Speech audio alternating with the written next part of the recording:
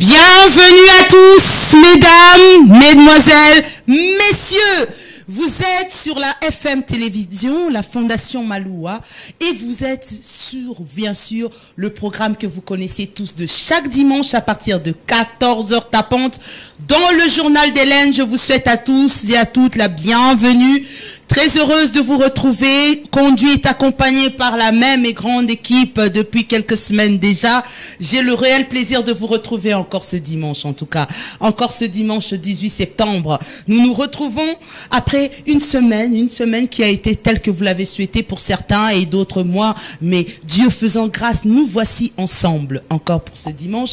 Je retrouve l'équipe technique avec laquelle nous allons nous emmener en balade ensemble. Nous allons recevoir pour vous des amis qui viennent nous voir pour nous raconter leur petite histoire. Ça fait un bail qu'on les a pas vus pour certains et ça fait un bail que pour vous aussi vous les avez pas vus, mais vous avez quand même l'actualité et l'avantage de pouvoir être à la page grâce à votre magazine, le journal d'Hélène. Le journal d'Hélène, un journal dans lequel une balade vous est permise. Une balade dans le passé, une balade dans le présent et une balade pour le futur. N'est-ce pas vrai? Et tout ceci grâce à la FM Télévision et le journal d'Hélène. Le rendez-vous est donc pris et confirmé. Je remercie cette équipe technique, la grande équipe qui m'accompagne encore. Oui, le Chief Laurent, il est présent ce dimanche. Oui, nous avions décidé que Mbalo, Tovanaka, na se pona bomengo na bisengo, oh ba téléspectateurs ba opesa biso, bomengo na bisengo ba opesa biso, parce que vous êtes fidèlement. Moi, je suis très à l'aise d'être reçu dans vos maisons. Je me sens très à l'aise. Vous me suivez de partout dans le monde. Je suis très à l'aise d'être reçu chez vous, contrairement à d'autres. Balobio, Bamoni, Hélène Kalema, Bakomi, mal à l'aise. Oh, mal à l'aise. Non, vous êtes très à l'aise. Ça, c'est certain. Très à l'aise de vous retrouver sur la FM Télévision, sur le canal 36.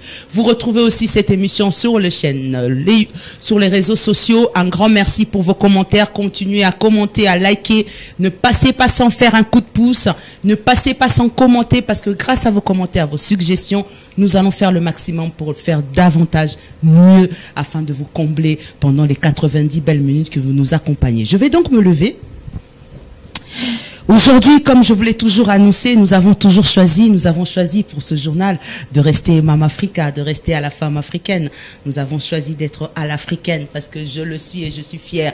Quoique, permettez-moi de préciser que vous me suivez depuis Kinshasa, capitale de la République démocratique du Congo, mon pays. Oh oui, je suis en direct depuis Kinshasa, la capitale de la République démocratique du Congo, un pays vaste, un pays immense, dont sa population est partout dans le monde. On en retrouve partout des Congolais, partout des Kinois, partout.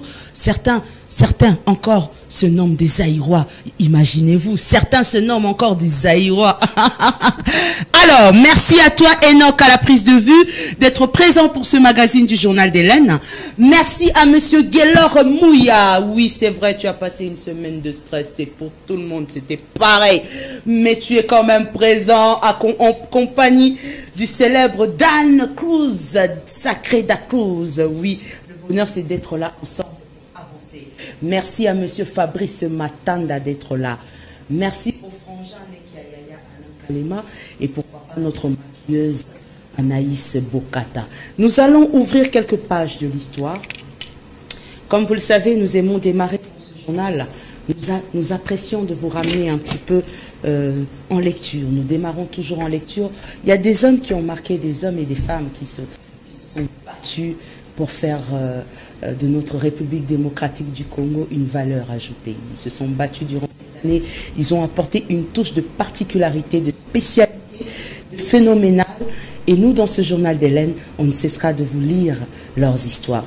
Ce dimanche, le story de ce dimanche démarre avec cet homme qui est nommé Jean-Baptiste Emene Amoubiala. Oui, sous-connu, bien sûr, plus connu sous le nom de King Kester Emenea. Oui, nous parlons de Jean-Baptiste Emene Amoubiala dans ce journal d'Hélène Story. Effectivement, ce monsieur qui a été sous-connu au nom de King Kester Emenea est né le 23 novembre 1956 à Kikwit et mort le 13 février 2014 au Plessis Robinson. C'était un auteur, compositeur, interprète de la musique congolaise. À 17 ans, Jean Emenea intègre le groupe Les Anges Noirs avec Lidjo Kwempa, alors qu'il est encore élève à l'Institut Don Bosco de Kikwit. Après avoir obtenu son bac à l'Institut Longo à Idiofa, il est parti étudier les sciences politiques et administratives à Lubumbashi. En juin 1977, en juin 1977, par le biais de Shaggy Charoufa, il devient membre du groupe Viva la Musica de Papa Wemba jusqu'à la fin des années 82. Il crée son propre groupe, le Victoria LA Sun, le 24 décembre 1982 et devient l'artiste africain le plus populaire des années 80 à 90. Emenea Kinkester était un mystère, un oiseau rare que la musique congolaise n'ait jamais connu. Il a introduit le synthétiseur et la programmation musicale assistée par ordinateur dans la musique congolaise.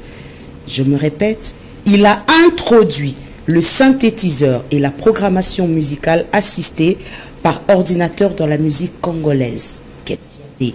Rompant avec le style folklorique jusque-là incarné par le célèbre Zaïko Langa Langa. Il en résulta un album, Nzinzi, en 1987, avec immense succès commercial vendu à des millions d'exemplaires. En 1993, en 1993, il sort son album Everybody, distribué par Sony Disc, avec une qualité de son exceptionnelle. Everybody a été un grand succès à l'échelle internationale et nationale. Pendant sa carrière, Emenea reçoit de nombreux prix sur le plan international que national aussi, dont successivement celui de meilleure vedette au Congo de 1982 à 1989, imaginez-vous. Emenea est aussi le roi de la SAP, avec ses vêtements sur mesure. J'aimerais revenir sur ce détail-là très important, avec ses vêtements sur mesure. Que vais-je dire par là? Parce que c'est vrai que vous comprenez bien, là nous parlons de Gianni Versace, de Mazantom et de Levi-Strauss. Quand je vous précise que Emenea est aussi le roi de la SAP avec ses vêtements sur mesure, voyez-vous, il fut l'un des rares ou le tout premier artiste congolais à acheter ses vêtements en pleine maison avec les grands couturiers. Donc c'était exactement déjà prêt à porter. Il azalaï kokota na kati ya ba maison avec ses grands noms, ses grandes maisons, bazalaï ko tongelaye sur mesure. J'aimerais qu'on précise cela. Donc c'est grâce à lui que Gianni Versace, Mazantomo, Jimmy Weston et les autres sont populaires dans le milieu africain. Artiste de renommée internationale, il s'est produit sur plusieurs continents. En septembre 1988, aux côtés de Pépé Calais, de Aulus Mabele et de François Louga, il se produit en concert d'Abeti Masikini, c'était au Zénith de Paris. Il se produit aussi au Japon en 1991, 1991 et en Amérique du Nord. Il s'est encore produit avec son groupe au Zénith de Paris en 2001 et à l'Olympia de Paris en 2002 et 2008. Ces concerts ont toujours été reconnus comme spectacles dans l'univers de la presse congolaise. Et un autre spectacle a eu lieu en Suisse, devant plus de 12 000 personnes. Une prière pour un artiste. C'était une toute première pour un artiste africain de se produire dans ce pays-là. C'était une première avec plus de 12 000 personnes. Le 26 octobre 1997 ou 1997, plus de 30 000 personnes sont venues l'accueillir à l'aéroport international de Njili lors de son retour au pays après 7 ans d'absence. Et le 15 novembre, notez bien, et le 15 novembre 1997, il est le premier artiste congolais à faire un grand concert au stade de Martyrs devant plus de 80 000 personnes. Je me répète une fois de plus, il est le premier artiste congolais à faire un grand concert au stade des Martyrs devant plus de 80 000 personnes. Avec plus de 1000 chansons dans sa carrière, Kester Emenea a été reçu plusieurs fois par le président Mobutu Sese Seko, à 3 reprises par le président Laurent Désiré Kabila et à 2 fois par le président Joseph Kabila. L'honneur lui avait été accordé par le président Mobutu d'agrémenter la soirée de la visite du président français François Mitterrand au palais du Congrès de Kinshasa en 1984. Imaginez-vous. En 37 ans de carrière, Emenea aura vendu plusieurs millions de disques à travers le monde. Le 18 octobre 2002, il est le premier musicien congolais à enseigner le cours de chant à l'université de Limerick en Irlande du Nord en tant que professeur visiteur, ce qui lui a valu après le surnom de professeur, bien évidemment. Les funérailles de King Kester Emenea restent la plus grande manifestation de tous les temps au Congo. Le 2 mars 2014, le président Joseph Kabila venait de décorer Emenea à titre posthume aux ordres nationaux pour son service et sa contribution extraordinaire dans la musique congolaise. Et le 25 avril 2014, dans un festival lui rendant hommage, plus de 40 personnes étaient mortes à la suite d'une bousculade au stade du 30 juin de Kikwit. J'y étais. J'étais à ce stade-là de Kikwit, je reviendrai sur les détails. King Kester Emenea meurt le 13 février 2014 à 5h30 au centre chirurgical Marie-Laine Long du Plessis Robinson, âgé de 57 ans. Il est enterré le 2 mars 2014 à la nécropole de Lansele à Kinshasa. Voilà, c'était le story en quelques lignes de celui qui fut surnommé le professeur, celui qui fut le king des kings, Kwangolo Zonso Fumumpa Atari Wambi. La petite histoire, parce que j'ai eu l'occasion, voyez-vous, c'est ce qui me rend fier aujourd'hui. Je peux n'abétara moi tout le moins l'olendo. Permettez-moi d'en parler quand même, parce que l'histoire restera bien évidemment. Elle est là, histoire fort. La petite histoire, c'est que moi j'ai eu l'honneur et l'occasion et l'opportunité de le rencontrer, de savourer, de partager des moments avec lui. Et le moment que je n'oublierai jamais, c'est le moment de partage autour d'une table. Un jour, je vais rendre visite pour prendre bien sûr un rendez-vous pour une émission prochaine. Et je suis arrivé au bon moment.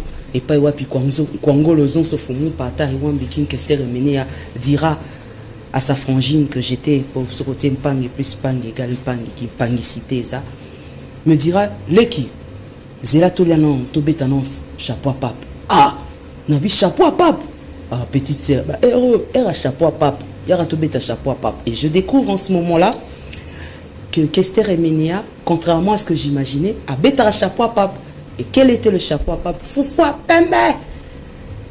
Foufoua c'est mouloana à Pembe. Est-ce que va passer en position à pape? Bon, on a un chapeau à pape nezala. Bon, beaucoup de chapeau à pape. Nezala à Pembe, on a des poser. Les chapeaux à pape, ils allaient poser. Des bazar poser les Kwangolo Zonso. Chapeau à pape, Nassani Boy. Nous avons l'occasion de partager la vie. Nous avons l'occasion de on a rebêté la rabine histoire côté on a celle à moi le lait depuis ça la moi goût pour les lots aux occasions on a été paix à son âme, mais les œuvres restent à jamais. C'était un artiste, un oiseau rare, un phénomène de la musique congolaise. King Kester Emenea à jamais dans nos cœurs à travers tes œuvres. Et j'en profite pour saluer évidemment ceux qui l'ont connu, notamment mon vieux poids lourd Kindi Tour du Monde. Tu as connu le vieux King Kester Emenea. Mon vieux à moi, Mambo de Panama. Mambo de Panama. Tu sais, là où nous connaissions Kester Emenea. Et pourquoi pas notre vieux Fumumpa Adolphe Muzito, qui a beaucoup œuvré lors des obsèques de Kester Emenea. Et j'en profite pour saluer Liebo Grévi Matita Foutila, qui a mis $100 000 en jeu à l'époque pour l'enterrement de Kester Emenea. Oisa mabanga tes histoires. Ce qu'on m'a bangé bandina. Paul Fikipo Moutasila, le patron de FBT. Paul Fikipo Moutasila, le patron de FBT. Pour trop c'est trop. Chaque semaine tu rebandaraté cling cling cling cling. S'il vous plaît patron, Monsieur Billy Malou à Cléophas Excellence. S'il vous plaît patron, Monsieur Billy Malou à Cléophas. Non. Mais non, Excellence à Rolemba. Nous allons recevoir notre tout premier invité à travers cette image. On le retrouve tout de suite après. Regardez.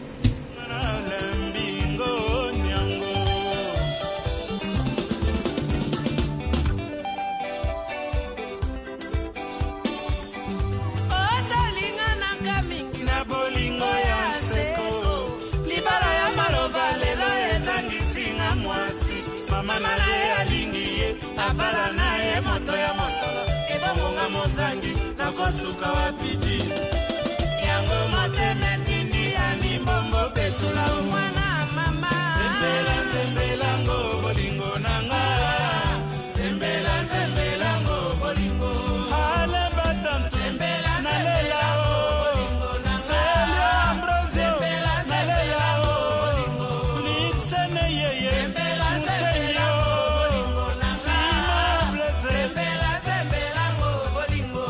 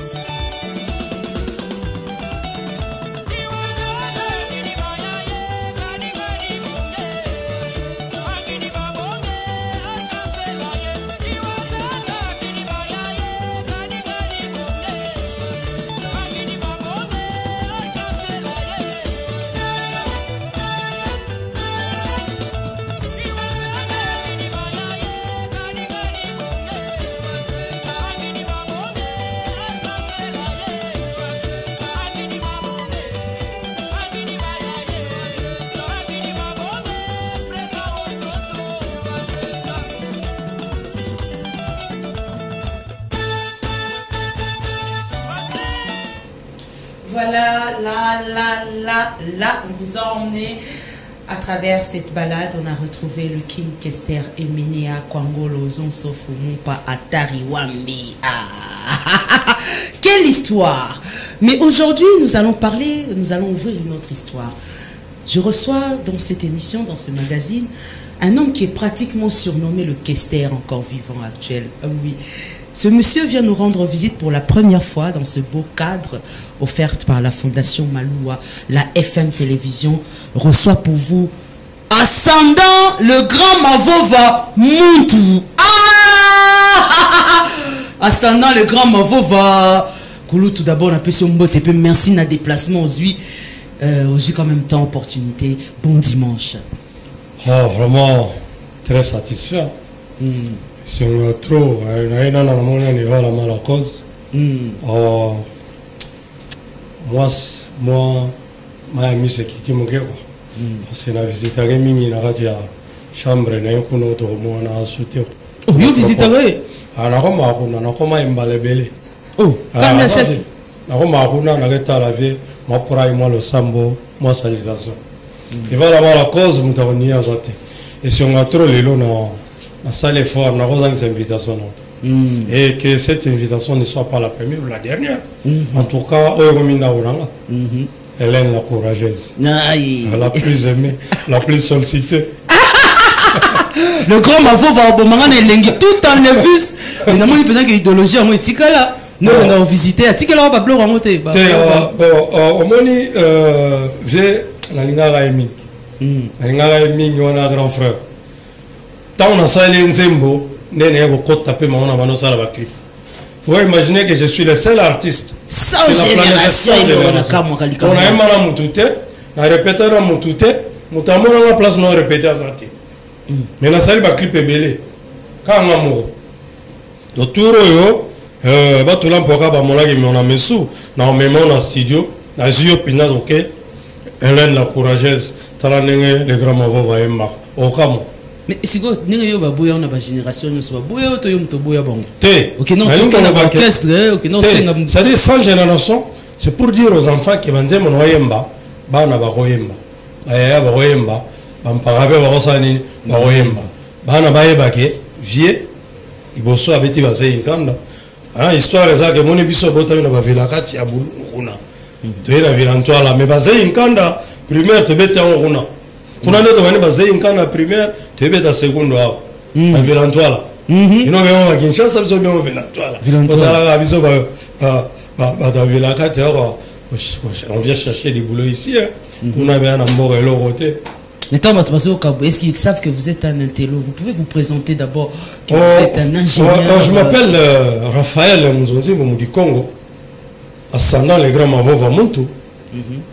Ok. Les super grands qui s'aiment bien. Casse ma dette non à tout Nganza.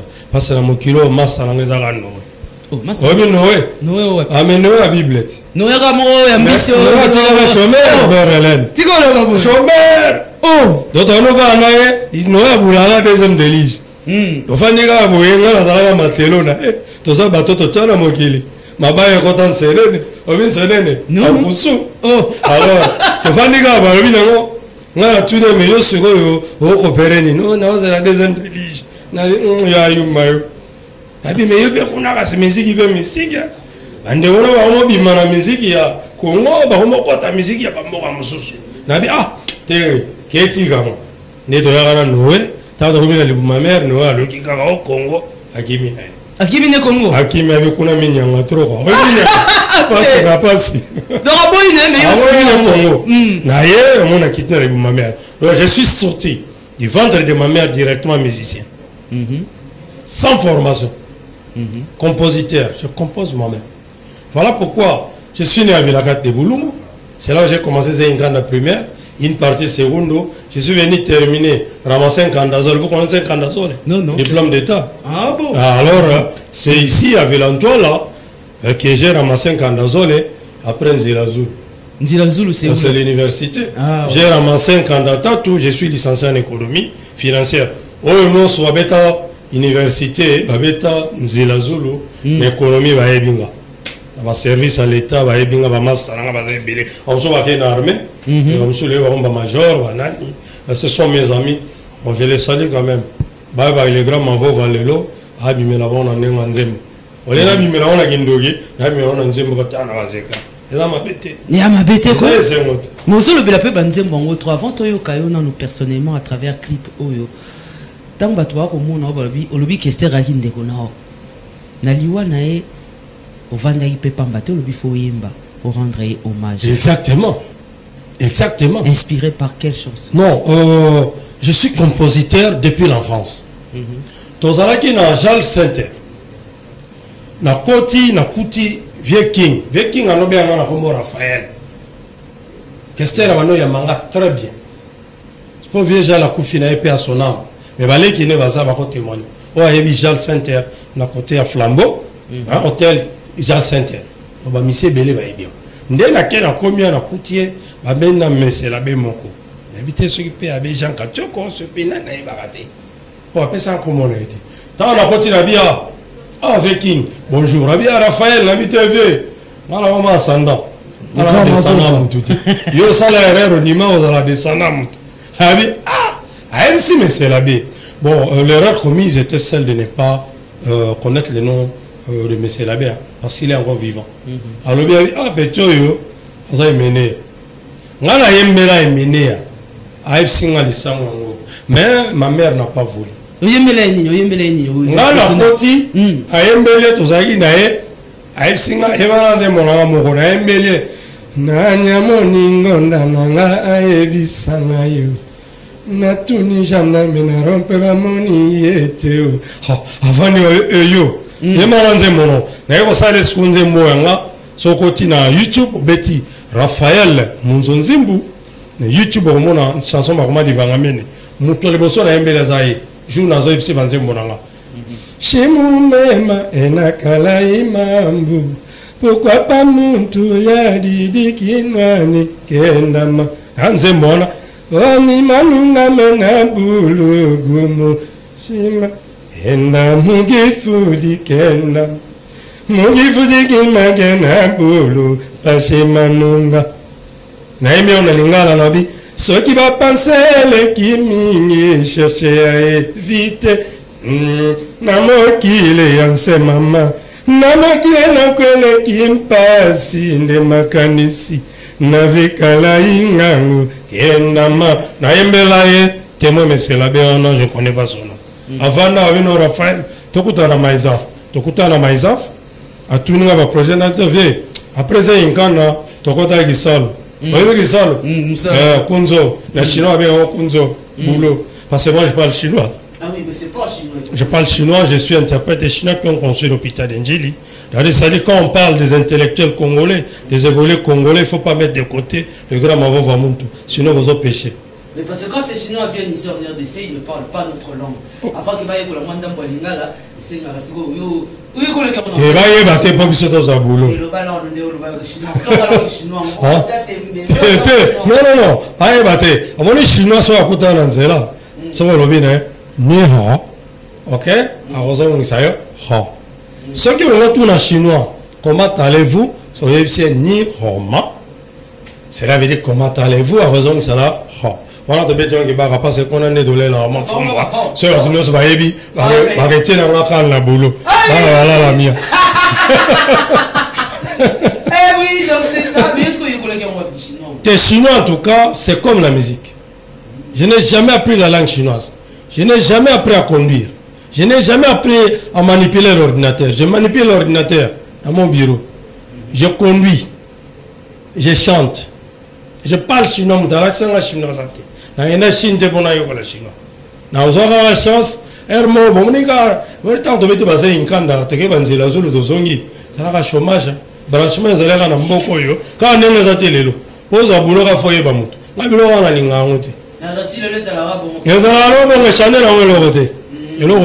Donc les Congos n'avancent pas. Ils sont surtout regrettés pourquoi on est à 5 ans dans Zilazulu. Tu fais l'université, Tala Lelo, Tala Nzemo na Mbi, Oawa, Nzemo Divangamene. Tala on a 4 ans, 5 ans à YouTube, Moyoka Bokomoyoka Mawa. Naloba Penza Boye. Naloba Nzemo na ke. Faisons le nécessaire pour éviter ma pensée dans la vie. Oh frères et sœurs congolais, nalakele ki kampise ba pesi na diplôme après que la sabasi kabimba telinga na kwe mama Yo ta simba ve. Donc un simba de quoi? La tienne va bien cabine quoi. Caméra na va se belé. Hein? Ba cabina rozo mona ona. Eza ba cabina ko ta wesete. Eza cabina mona on lukafi. Un diplômé, un licencié. Et où est-ce que nous allons? Voilà. Manzem Mouranga est vraiment très éducatif. Ce sont des chansons quand vous suivez ça, non, sur une éducation. Là on a les grands. Eh, première thé, oh, Mère Hélène, la courageuse.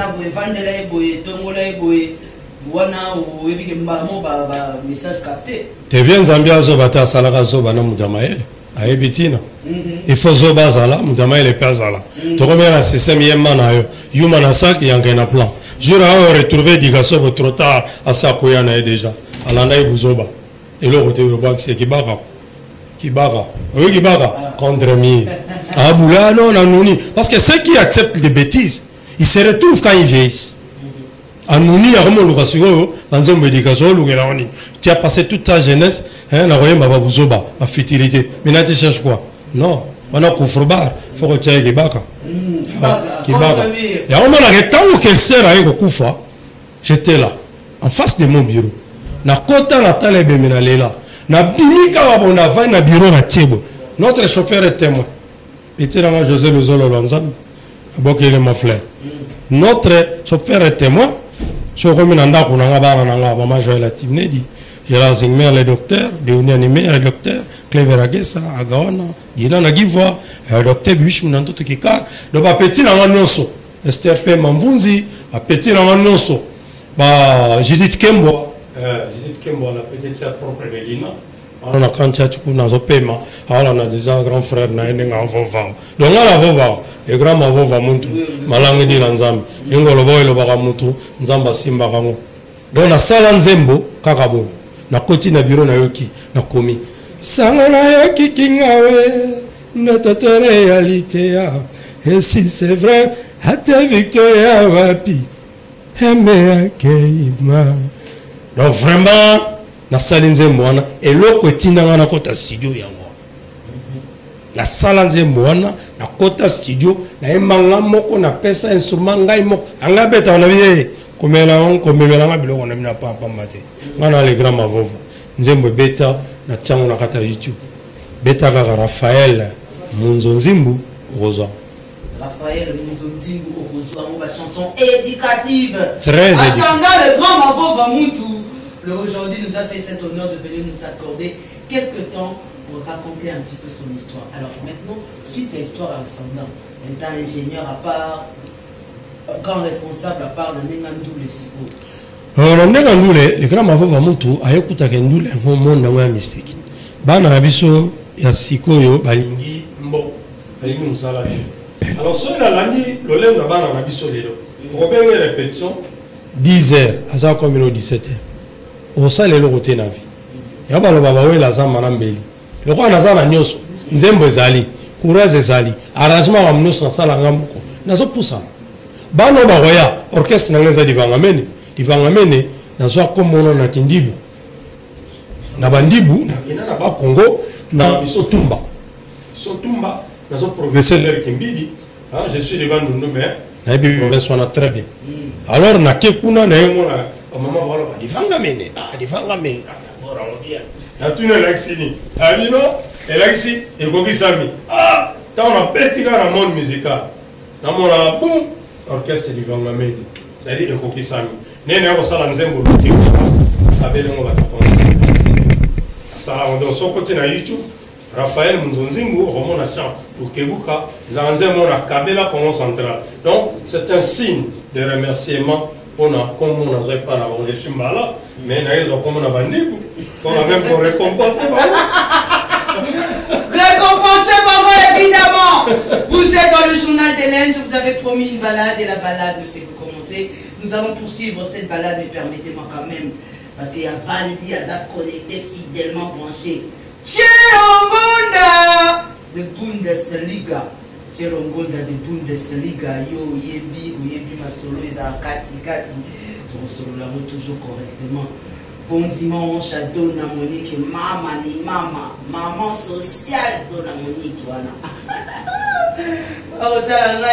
Le grand Mavo Bamuntu, le poids lourd qui dit tour du monde, wana pire vient nangai. Papa na Cindy Amondo, Cindy Amondo, la fille de tour du monde, poids lourd, Cindy Amondo, tout à l'heure. Alors un message ascendant, c'est une première, mais pas la dernière. On espère très prochainement encore avoir d'autres opportunités de poursuivre les pages de ton histoire. Un message d'Abana Mboka, un message à tous ceux qui nous ont suivis et merci d'avoir été des nôtres. Ouais, le message est simple que nous nous allons aller nous tous les jours et fâche un peu beaucoup. Alors il y a un temps de venir à Malé, tout ça on a lavé ma maman, on a lavé la maman. Mais si tu as mis dans le monde, tu vas y et moi j'ai mon temps on a les grands mamans. Peut-être je peux faire une différence, peut-être je peux apporter quelque chose de bien dans la vie en monde. On va conseiller les autres à travers mes chansons. Et on a les lots. Le temps est beau, les machines à salanzer moi on a catalogué.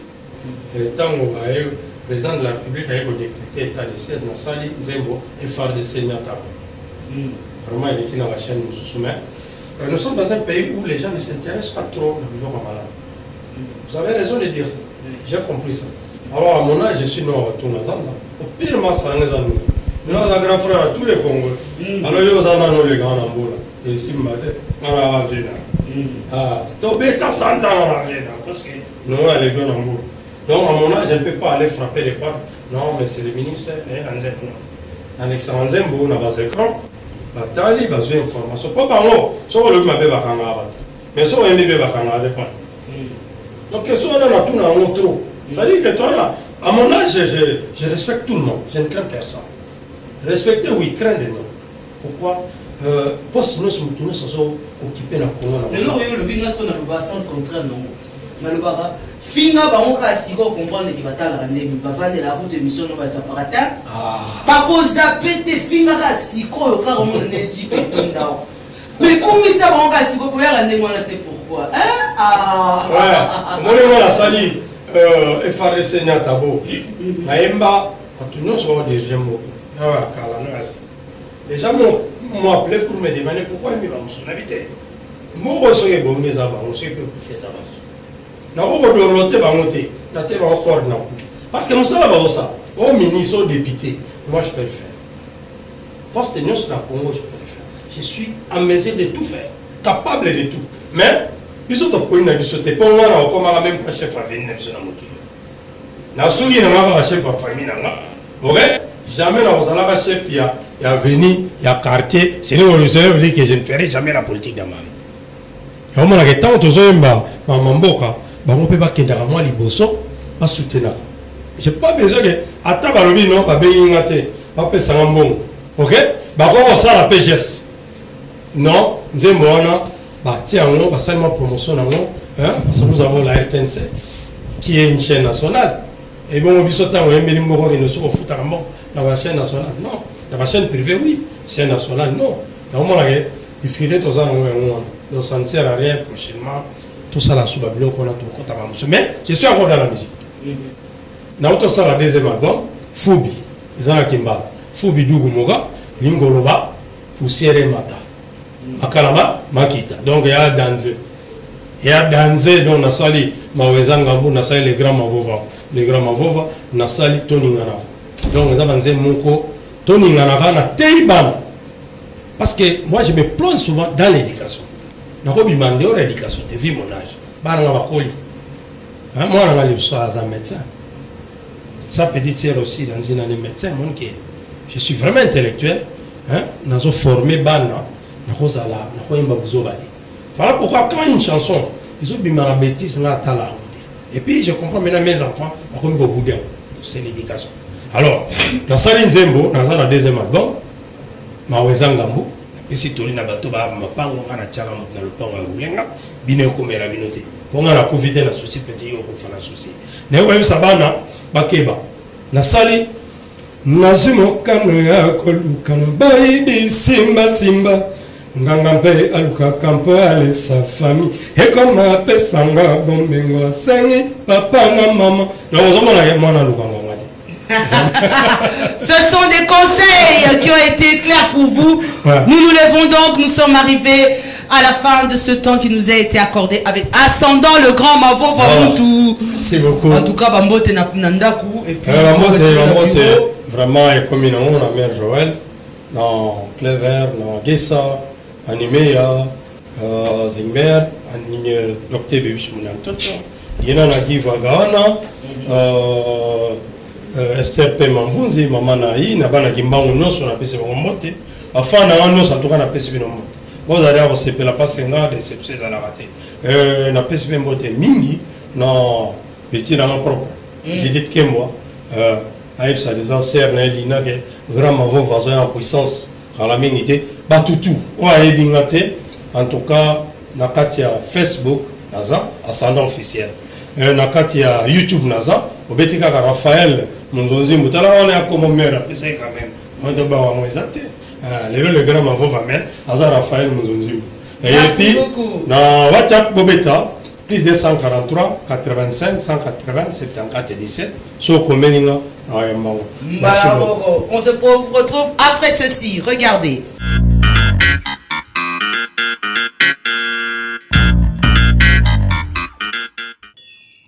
La Fondation Maloua FM applique la vision de partage et d'assistance en faveur de différentes couches de la population.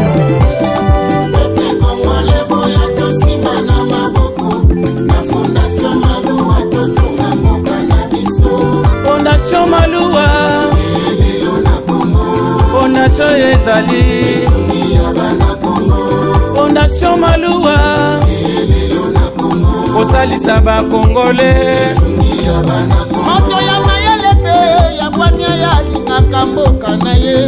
Maître Maloua bili totombeli longonya. Yo nzete ya malili ya ba Congolais. Kasumaka pona kate.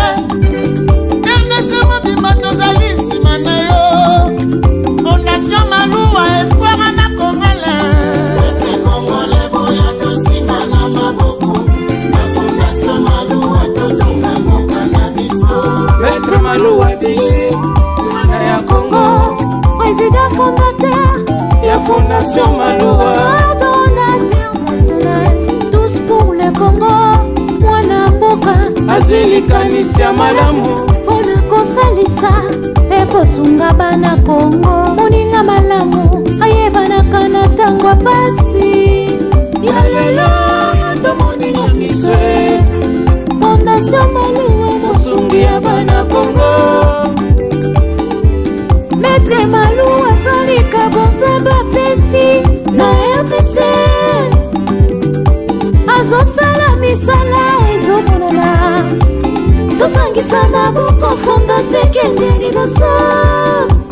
Les leaders incontournables de Louisa, Maître Cléophas Maloua Bili. Fondation Maloua, Mkubwa wa Mugini, baba mwenye anajua kabula, tena anajua kuikala na batu. Beto sadisa ndi betu bwela ndi maboko. Beto zitu sokintwa jina beto. Ambassadeur de la paix du Kasaï central.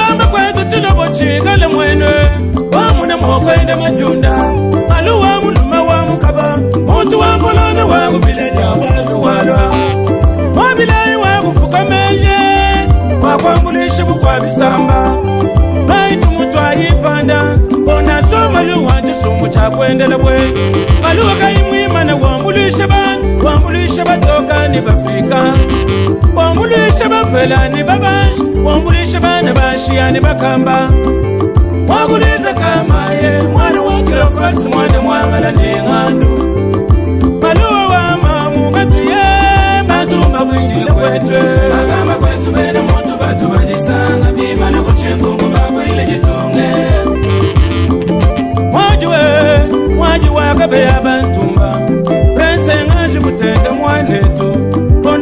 maluwa mwene menje muluma wampolondo wakulisa kamai wakututumushinga kumukwa isamba mwene chanja chanji bagacheye chikwate mukumbi kachitu chapanga ngole juga banshi muluma jikanda ulonge tulese mufunja mikani maluwa wakatuma tunga bwende muluma kwele mayumi bakwele nshingwe chiwampa chinyi muluma nyambe mwana wakulisa ngita bakwe ujimulale nungu bakwela ngo juga banshi muluma jita tatwe ila mwai maluwa teleje ngumayai chilogwe ila mwai chiwampa chinyi muluma nyama tatwe ila mwai Zambia kulame muluma nyama akwelele bijimu ningondo tatu Zambia kupuma tuku ningondo Kanyanga nyaga musebele kakaleja banene mokulwa tabila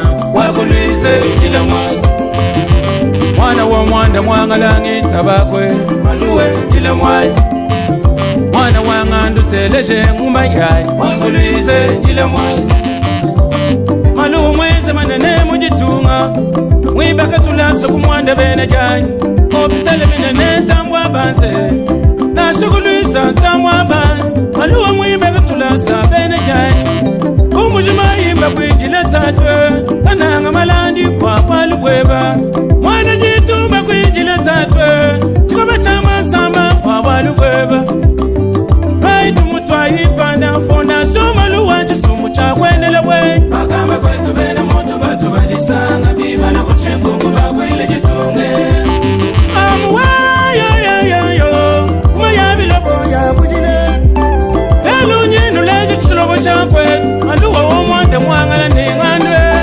betre maluwa katuyakwe tatanye yo ulani watu lasi mufunjalika tatanye yo wana wagulisa kama maluwa katuyakwe tatanye yo bashama gani munene mwanojele tatanye yo kujila kwa prese wabantumba tatanye yo maluwa jibu jamto kujiyo mwanye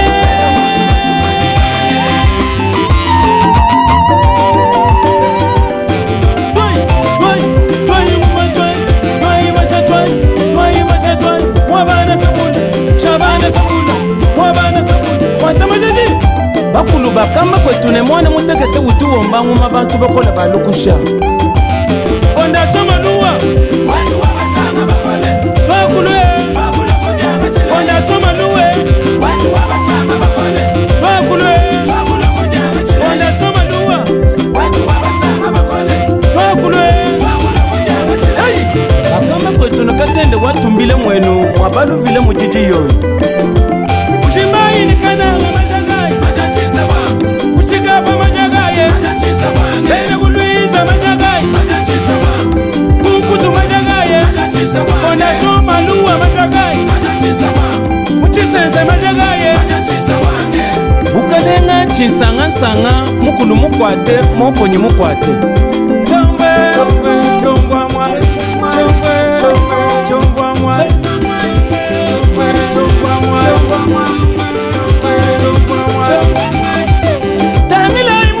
mwa kujima weja zambe bwa kutuweshe mukuloba bulaya bene kwangu lwa tukwatanga naye kuchanze fika naye mubongo mwa oize wa mukongo metre maluwa chilobo chakwete metre maluwa chilobo Empire Luba Prince Kabayo Bantumba Chomba Chapululu Wadi Kasai Bakadi Bamba Bakushada Bukundu Nokuva mujimu FM TV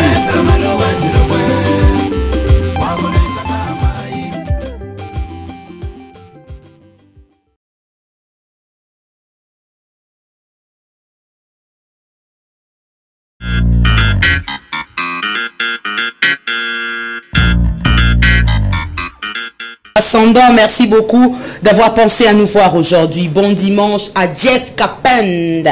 Jeff Capend, bon dimanche à toi. Merci de nous suivre. Mère Boss Onambongo. Onambongo, tu es connecté, branché, c'est un bonheur. Bill Maïka, Nakatia Zambia Telecom. Kenkairi la grâce oye bino bato bo TV na libanda pour na otala oya bino journal d'Hélène, c'est ça le bonheur. Cindy Amondo, la fille de Diemei poids lourd qui dit tout du monde. Merci à Olivier Mouchika Koul qui nous suit en ce moment. Ben Juma na Cotonou, Bambo Théâtre, pourquoi pas na Kanisi Bongo, Auberge la bonne semence et paille à tonton Rams, papa Rams, Auberge la bonne semence. Il vient nous voir après un bail quand même. Il trouve le temps de venir nous retrouver ici dans ce studio de la FM Télévision. Lui, c'est Miel de Son.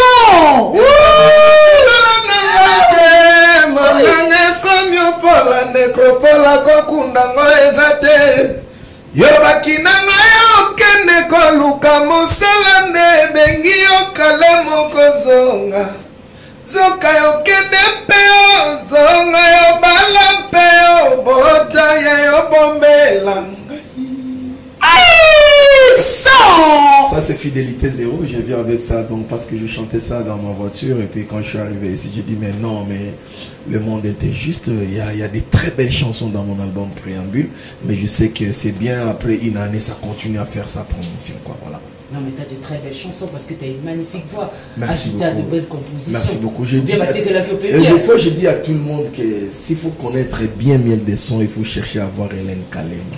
Ah oui. Parce qu'à l'époque, je salue le grand monsieur Kiba Michinto m'a donné un mois de passer à votre émission en tant qu'invité principal.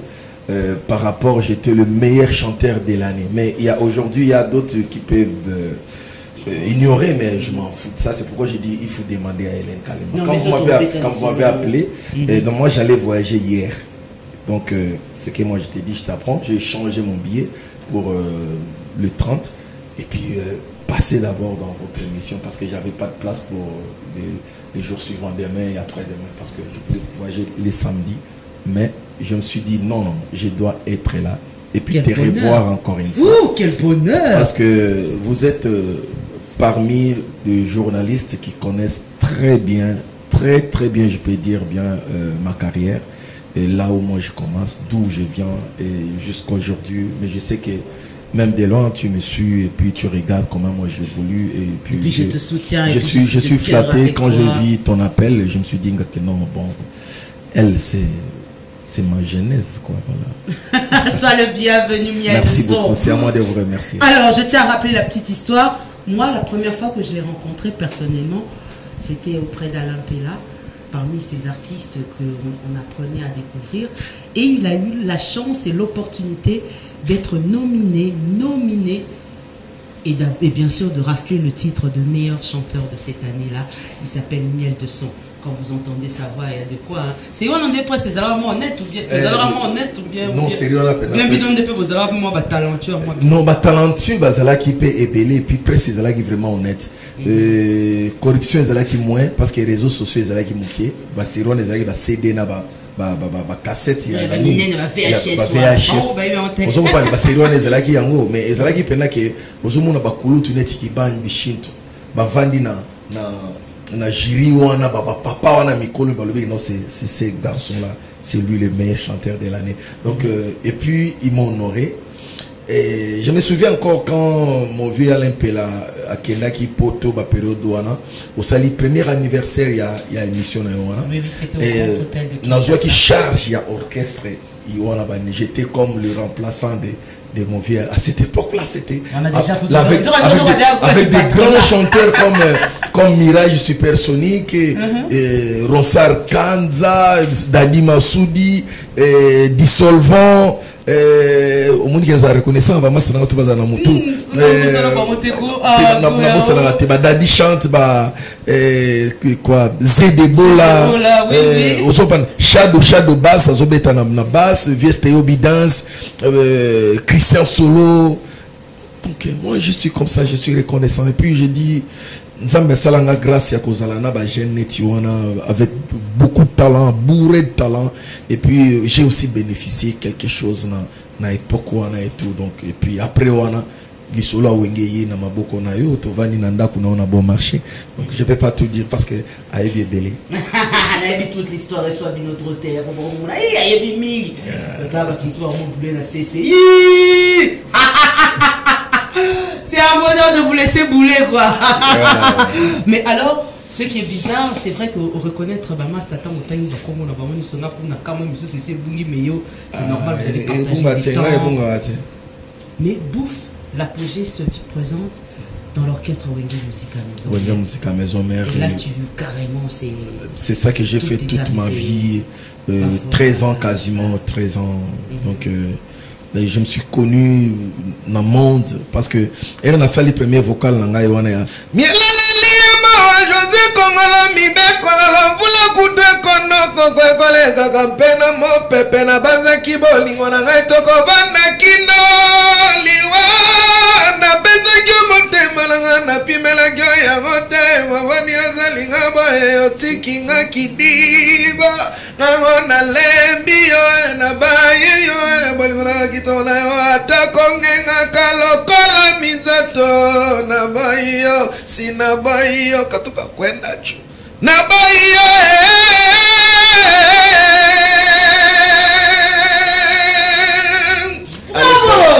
vraiment c'est ça là qui est honnête batel mes garçons et voilà pour profiter d'un départ à Lacoste. Ah oui, il y a Salinette Tiatia pour ça passe mais non ils allaient qui plus Congo jeunesse congolaise bah comprenez que non il y a un jeune qui vient là parce que bah mon qui lumière on a mirage supersonique il était une fois bah 19 chalet bah machiba merengue du coup c'était ils allaient choc pour nos artistes musuku mona que non mais bah jeune bah uti wapi vous voyez exercice on a sala qui on a paiement on a au sala vocal à l'icolo mais au concentré sans qu'il y ait au paiement et puis ça qui même jeune musu na orchestre musu so lelo to ki na ba maison mère ba exercice bon ba luka ko sala ngo na ba BCBG ba lui ko sala ngo donc ils allaient qui est loko moko donc vous avez pas conditionné la vocal donc connaître même limbisa mabito yeba ki musicien faut moi souffler pour nous yeba loi miel les amants ba condition ba citroté si ba condition est belé pour nous yeba netinga ba condition est belé ba veille ba jour aux yeba donc on nous tous c'est ba condition est belé ya liboso il faut yeba nzambe. Ah bon? Faut yeba nzambe, faut yeba pe ko sola na nzambe.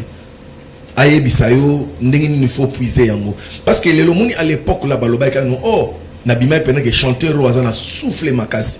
Mais ya lelo na ko comprendre peut-être nazala ki otaka no nazo banga pe ba chanteur mususu. Là je peux avouer de dire peut-être na musika noko azo yemba mais na approcher na komi pe na libulu yango na kopa mais non.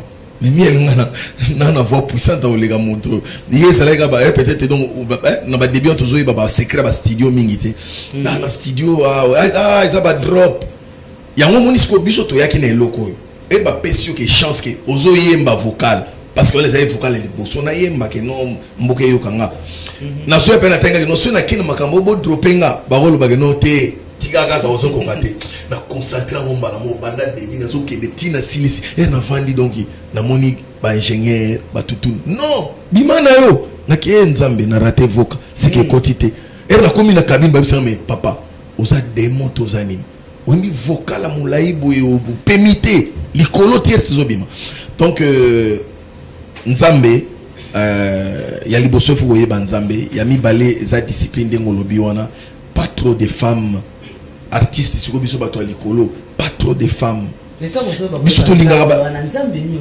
parce que miel air tant comme on arrivé à départ dans la maison simba na yo nzambe azamoko muteluka ki tibo bebana pena na nyenya c'est pas bien yo bebana na phénomène bebana na bana mai na mouvement te na bebana na mutu te na bebana le roi de la forêt simba mo ndaka ko luka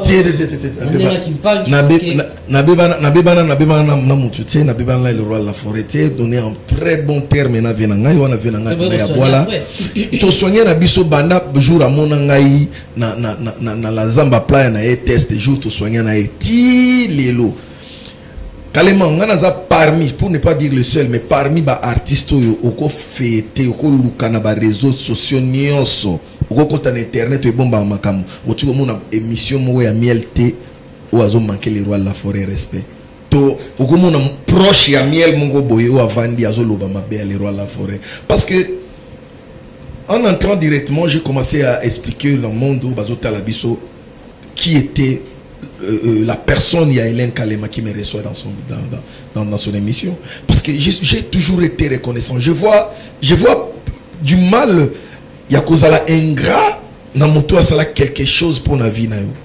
Pourquoi est-ce que moi je vais être ingrat dans les rois de la forêt à Longolinga na place wana hein aux Isaac Batiko abi bato ba travailler ça ba nzembo bobima na bango ingrat bato baza faire travailler na ba palais ba champ na yolo neti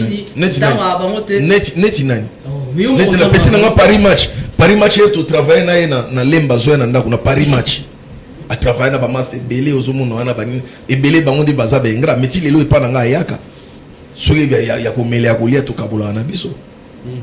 Moi je n'ai jamais été ingrat na mutu mo na travailler na ye mutu mo côté lelo nazana ingénieur papi pelbe jazz na travailler na auto betane ko to acoustico oui bezo créer moi mutu pasi wana ba tout bazo comprendre de comme so singa bo ponga la vanda pena na kati bavandi otanga ba kombo na otanga mo pena wana kati pena mouvement maison mère lobi ngala tuni et bon si les bogards LBG babi yekutuko yeka na bêtise à sala ndenge à sala pena bon petit pena wera wana paraît ba wela makambo privé donc de ba wela makambo na vie na ba privé momi moi na je ne sais pas trop to yekuta na bouton na bi et ça m'a souci na nina yo parce que bon miel de son petit on a café petit on a peu ba vandeli yepé bouton to finae c'est de là que j'ai compris que peut-être qu'il y a eu un sérieux problème. C'est non, voilà. Que tu ne veux pas révéler. Voilà, il faut zara batamute amabe. Ah, t'as pas un peu bazanga raté. Batabonga bazanga raté. Batabonga. Parce que bon, fini là, bon apparemment ils a moulé. Naza petit frère ya Biakin Kester Menea. Naza petit frère qui est donc moi je peux dire ya Taboulay. Naza descendant ya les rois de la forêt. Naza descendant ya Redi Amisi. Donc il y a Marie-Paul. Il y a Marie-Paul. Il y a place à moi, on a déclaré que le col en rappel n'a pas descendant. Et comme il peut tout. Il y a bisoto kenda na ngomba. Peto kenda na ngomba ngote. On s'assure. Tokena na ngomba. Yo mona succès les rois la forêt ndenge yaka. Bakabona mutazana succès za JB piana. C'est vrai. C'est vrai. Ils sont pas Marie-Paul. Tena yango na zoyi bisayo succès les rois la forêt za la JB piana mutazana succès bana mindele banini les rois la forêt na kina zo lukana nuko kangisa banini ba petit c'est pas Marie-Paul. Au moins il y a biso za la soki toboki.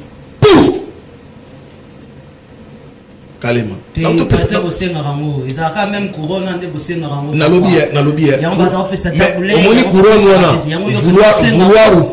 Vouloir ou pas egoya kaka. Donc reconnaître que vouloir mais na biye biso ngana za mwana mundundu. Ngana mwana mundundu moi na mboka babenga ngambora misara. Ozoko pane ngana za mbora misara. Ndina za mbora misara wana na za descendre ba viena yango mwana nazala na droit mon côté. Il y a quoi insulter ba vienanga tu as kotinda bureau nga mombo ya compliqué ba nini te après donc parce que biso pardon et pas na biso e comme rapasi parce que tomi ebani o senga vie pardon mais alimbisi o menaka servika me petit sala bo mais azala ka wana nana ya ngona to sala mabeti ozo pande Taboulé ya loba na King Kester que je t'ai béni King Kester azu ya tikeli le roi de la forêt viens Marie-Paul qui n'a ozo opane les rois de la forêt les descendants oyo alinga te descendants na ye miel de son babi bo wela moyo na babindo baby black a oumela électron États-Unis moi vitesse c'est ça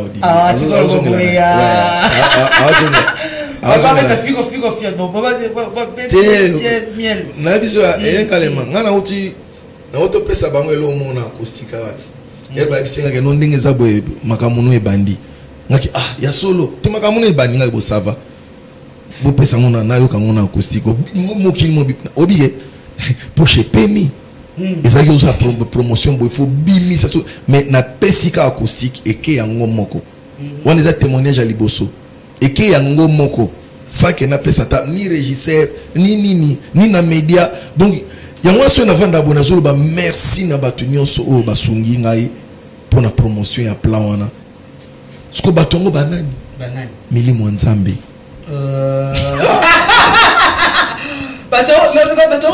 Mili Mwanzambe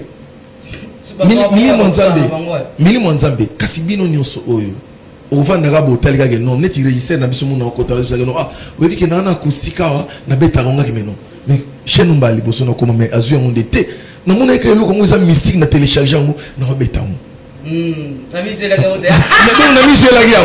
c'est ça force oyo ngana banda kozela ngana na lingaki kokolisa talent na savoir nanga parce que na yeba ki succès to ebi ndenge ni ba utiliser ba fabrique ka yango parce que tes succès ça a un problème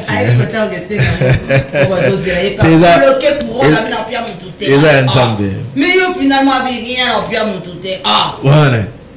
On retrouve ceci et on se retrouve tout de suite après Tchelongonda de Bundesliga Kulutu Yoyebi Poilo Kindi Tour du monde Papa na Cynthia Amundo merci na Bota Libiso Mbote na Big Manager malgré que Mikolo to solo était le Big Manager bienvenue Kasenge depuis Cotonou sur Bota Libiso na Peso Mbote.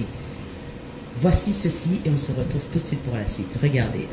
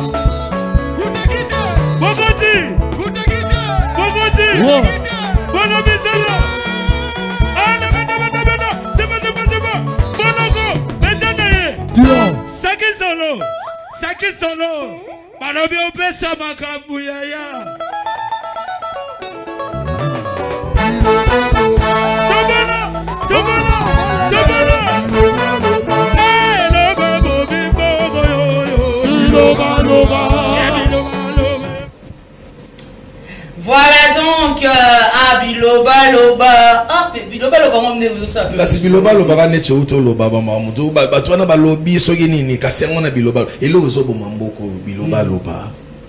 Biloba Loba Biloba Loba. Yango ba lobby ke évacuer dehors. Na éviter. Évacuer dehors. Évacuer dehors. Ça c'est en français lingalisé. Évacuer dehors. Évacuer. Biloba Loba. Mais l'autre ça Biloba Loba. Batutua Biloba Loba donc il faut l'évacuer dehors. Yango ezo nazo sabino nazo préparer single maxi single au kapeke dosé parce que Léon a comprendre force ya force artistique oyo ba papa oyo mbatigela opesanga ba $100 na yena ba nini oyo ezaki ba kulutu ebele ba loba tabule ya pardon mutumba simaro masi ya betelanga guitare nazo yemba devant les rois de la forêt papa wemba naye ba chaboye so yo bimana muno mukolo ezonga te atabake ko corrompre mukolo a changer langage a ko changer ngona misu na bino to na ndela bino mais na oyo ba milimo ya nzambe bazwaki déjà eza so yo wana bimaki déjà ya kala musale tikala na ngona ngamoko musale tikala kana ngamo na sala so comprendre nini par rapport à nini locaux tinga na comprendre que c'est nini omoni particularité monga na zanango lelo ça fait une année na bimisi album nanga ya préambule mais les lots comme pendant 2022 album donc de décembre 2020 plutôt qu'en 2021 tout comme en 2022 le loi nezo lingesi là et bandi polémique les sous. Ça veut dire quoi que non force mon un album on a et ça dit album il y a au moins nzembo bimaka na carré tout d'ailleurs olingo sila kitena motema 5 ans après nzembo comment 5 ans après album vient ni bo maemba ki banini et tout ça la suite après 10 ans beaucoup et puis banzembo etika la bachef d'œuvre pour dire aujourd'hui j'ai un grand plaisir de voir que les gens discutent, de dire que nous voilà, album n'est préambule. Mais est-ce que vous oubliez que Erio Lobby déjà qui album n'est préambule, c'est que Oyebi quelque chose. Donc il y a préambule. Donc il y a des gens qui sont à la maison, bazoyo ka album on a mais bazana soni à quoi avouer pour un fanatisme. À tel cas dans la mutuya bah tu vas comment être mutuya artiste on a mutuya artiste on a lobby que nzema million les a bien munanga peut-être la koso sanga sou bien té mais mutuna yo zo le bas so bien té na chambre sur vandi peut-être yo ka aller sans retour kune pa yo zali yo kutina nye kune pa yo ke yo moni na nyango oya kangi yo makolo po yo umela boye papi Chero komi singa bolole Papa sabolingo na mona bisengo ekuma ya basusu Nalatela yesu tani lokola sango mukonzi Nazela shiriti tango koya kolia kominyo Natango sango lobaka nzoto ya kristu Ngana lobe ya shiri na ngana klakayo Vrema eza possible ngana yotozala Seko Osumona ba texte abouye c'est pas donné à n'importe qui. Mais justement, il y a des chansons. J'ai pari qu'on va changer test. Parce que nous avons vu plusieurs artistes aujourd'hui dans Nenga Mabete. Yeneti Yeba Monara. Ah, son zoé Babarum Bandé Simbagaye. À la mouille, on a décidé à y mettre en français, ton rythme. Il y a qui mundele parce que soi-disant, il paraîtrait que Muninga Yemba en anglais, ton en japonais, ton en français, Simbaki. À BBC. Oh, déjà, tu vas linger la Kenam. Donc, Nenga ozo pointé déjà, c'est l'eau, moussous. Moi, j'ai pari que. Pour changer style. Si nelo mususu na zoya na kena bango ba. Chéri nazo danga makole komyolenga. Do you want to monalito ye ezo moi renbigo yo fasse wale oyana ngo ngana sanga babilo utilitima. Sous l'ombrelle de ton amour j'oublie toutes les peines du monde. Ta douceur adoucit mon cœur. L'explosion des sensations envahit tout mon corps. Ta façon d'aimer Ta façon d'aimer devient plus forte que moi. J'ai craque, j'ai du mal à me contrôler. La vie est mienne, la vie est rose. Pour ne pas aller loin de toi, j'ai la joie de vivre. Aïe. Je suis ivre de ton amour. À jamais. À jamais. Donc, on a su qu'on va voir na kesu atana zongi na kimboka.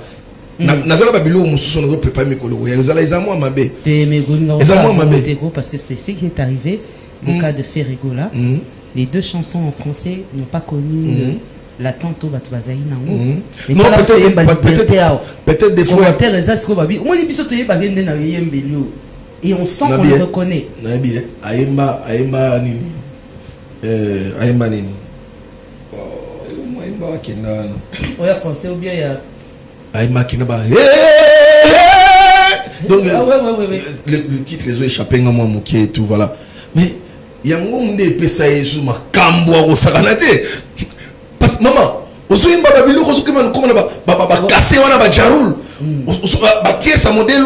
T'es sous plan artistique correct. Maman, et ça qui ignorance mon réseau na Congo. C'est-à-dire Yakobo ça n'a pas valeur facilement. Vous avez Kobo ça n'a pas valeur facilement. Si vous savez la pété mon toi Emile Nzembo Kebo Banzembo ça là 3 mois 2 mois qui n'arawana. Vous avez mais ba chef d'œuvre. Ba chef d'œuvre, pour place chef d'œuvre na Congo ça soute. Notamment, il va te parler à la 3, 4, 50 pour nous aussi, mais le rôle de Carlito. Non. Soit comprendre bien. On y va monsieur Zoya Lobby na Tongo, on va comprendre la difficulté belé. La difficulté comme belé na artiste. Au monde des artistes lobby na Tongo, on a kangi Kinshasa. je m'excuse. À redéplacer en Afrique du Sud, ça, il y a 700 places au Coroton, mais on a qui n'a pas. Ozo Kendeka on a Paris et Tonda ba Congolais. On a un succès dans Jenakin. Mais dans l'aéroport, tout le monde a été engouement. Il y a un monde qui est là, qui est baby. Tant que vous avez un succès, vous avez un succès, vous avez un succès, King Kester, Papa Basali. Et c'est un succès, moi, que nous, Azan ami qui liboye, a créé un adepte. Au moins, nous avons un Katina Kayou. A kovanda na wera 10 jours wera ozonga Kinshasa. Na jibedo akiti na Château Rouge bozo sentir pena que non. Ngombi pena succès ngwana. Mais lelo comme na ba courte joie mon na habité so eza bezo bima côté ni ngo bato bazo ki ndozoazwa. Mais na na besoin okende kuna tenga leki bango na moto. Nabia ngala zana kati ya 10 ans nazo travailler ngo ngala artiste okufi boye ba leli oneti beaucoup icône bamboka mususu moni pena boye ba drapeau ekiti pena icône. C'est ça, il faut travailler ça. Tu vois l'année ba carrière ba vie beaucoup ba taboulé au monde ils ont travaillé ba Kester mené à King Kester autopé sa moi biographie mo moki en Anzala qui va en Zoland. Mais c'est costaud. Il européen ça peut être mo no na somba ba voiture 4 na carrière nanga na comme utama na ba car ba nini. Ce qu'on et pas net ba biso ba mielo. Voir un artiste qui s'invente tchétché na sekaka modo ngobi ki na go sekati li bomolekinga. Ah papa tamuno ba le premier car. Je te jure car non on appelle na kasi yango na so exai. Yango na so vimba ite na volant. Mais miela vimba wapi? Na volant. Avimba wapi? Azana lempela. Aza orchestre, aza musicien mutu. Mais autant on a ba odi ya pembe on a yako na titi na odi ya pembe 80. Miela qui est musicien à batu et pas le roi de la forêt. Aux autres temps déjà la banane donc on est vrai que non toujours ça la mouvement to pesa makamo na mouvement. So moi na maya lobi que nous on a payé boy. Yo va na palo si mutu ta faut sentir l'eau comme au beti l'eau mouillé. Eyé. On reprend mais les lots aux leaders soi-disant. Au lieu de parler à ba œuvre ya koloba que non na auto buka salle moko boy na Bruxelles na zongi na beti nini bola zongi oh na sombika au salier biso siko ba auto c'est carrément parce que to uti na ngoko moi na toujours kolango carré pas na ngeza soutenir na comme luka ba œuvre que non des aba muta uta nozo ka oyoki album na uta il y a des belles chansons et na télé mien obi plaisir na yoka kité da yoka phrase on il y a des belles chansons. Parce que j'ai pas des chansons passagères. Où est-ce que yo qui ont les lobby au lembi en côté mais yo biso to ndo yo ka pena nzembo mais garçon bon au ben artiste moi azana live boy et lenga nzembo ndingo yo ka ngona na mouvement uta o banzembo sala ba succès dans les années précédentes te nazo bois que mouvement na uta te non ngonda Bundesliga yo ki likambo lokabe ya molati siamboko yo Congo jeune mo belo Hélène Kaldema moi c'est te lokabe la blo mais siko voilà zo pas la ba orchestre te nga nazoloba na ko décomplexer jeunesse. Ils ont décomplexer jeunesse parce que va comprendre que musique ils ont carte et c'est bando yeba lokwa kanza mona na yena kinya wa roule avec sa voiture mon non voilà jamais mais lokwa kanza muto avec sa auto avec 10 voitures lokwa kanza lekio yo bi compte bancaire na ce que biso ce que to zo ba mayele net ya ba vie wana muto kanza ne garçon na zoba boy mais ermo ba benga epe que non papa baer papa moni babiloko bukana kiawa to bité poto sala ngo fou accord donc c'est comme ça la vie donc tu es discret dans d'autres choses mais na ndoulé ozo pesa bango makamba na ngo besoin te bien on a côté kibando c'est tout à fait bampa il faut battre la main au battre ma pour ceux qui t'aiment c'est un bonheur pour nous. Dans ce journal d'Hélène, la Fondation Malou à Télévision donne cette opportunité-là d'être là pour Tobeta Masolo, Toko Tanamo, titi. Mais alors, il y a quelque chose que j'aimerais comprendre. Préambule, aujourd'hui, une année après, tu décides maintenant de faire quoi? Il y a quelque part. Non, Maxi Single les a demande. Non. Quand je fais mon album, ils en ont deux personnes très chères où ils allaient qui n'ont valé na yemba bango na yemba quitté. Je me suis dit que non tellement ils ont un petit bonus pour en profiter parce que ce sont des grandes personnes qui m'ont beaucoup aidé aussi. Hormis Clet Kabea Corino, plus important que l'école. Lui, je l'appelle, lui c'est Maître Ig Eka Pouloussi. Donc le vainqueur de tous les dangers. Donc danger pour la rater dans le cabinet. Donc et puis na Steve Lufalanka Oizaki no Ache Toko Mututu Ozana Mbongote na Gafunfulala na yonan. Donc botiki à la mouki nan passé mutazana là mkolbo zona mbongo la mukana bi neza problème c'est. Donc c'est pourquoi j'ai chanté Steve Lufalanka et puis Maître Ig et Kapouloussi. Donc tant on a monique batou bazana besoin ya balabala. Je fais quelque chose de balabala de la rue, donc dosé. Dosé, kapekepeke dosé. Voilà. Si on a le budget influencé, on peut quand même quelque part. Non, ça fait du bien. Ça fait du bien si des gens parlent. J'espère. Non. Non, biso za descendant. So ils allaient que king kester à côté na courte joie mais la koufi compte. So ils allaient papa mba kota ina ngombe la koufi compte. So ils allaient que noble les rois la forêt à côté na ngombe la sala ba 20 ans de succès. On se comprend. Biso toujours que nanzela oyo ba vie wana ba lakisa ye biso. Nanzela oyo vie nyoka longo ala kisinga ya ibisile kitambola awa. Yango nazo tambola bongo yango no moni ke batike lingai place Kimpanza quoi voilà. Ah, je viendrai faire un tour à place Kimpanza. On me fait signe que nous sommes pratiquement en train de jeter Bilengo pour cesser la tête partie remise, mais j'aimerais revenir sur un détail là. Aujourd'hui en RDC Kinshasa na otambola namba ina na pesoni soni koyo ke ndaka pe moi mingi. Les grands chanteurs aujourd'hui, pour certains, on a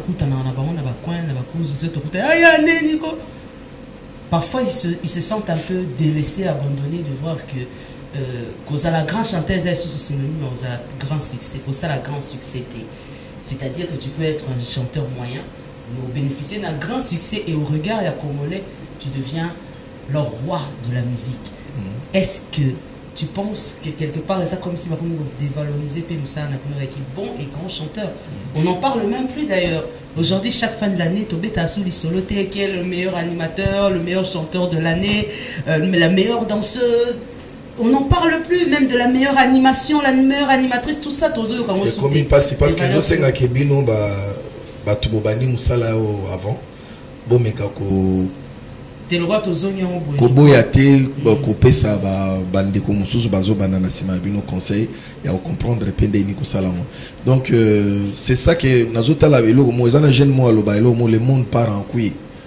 Donc la musique congolaise commence à partir en couille comme on dit na ba ivoirien. Donc ça va changer avec le temps, je sais, mais ça fait trop mal. Les années na utotala ndeko avanda ki alobi ke au matin à université 5 ans obimi boy musa les até. Donc wana eza omoni eloko wana ça décourage le travail ya ba lekio bazoya na sima wana. Ba omona oneti no ekomi facile mais na tamongo boy facilité on ezalate normal egozonga. C'est clair, normal il faut ezonga.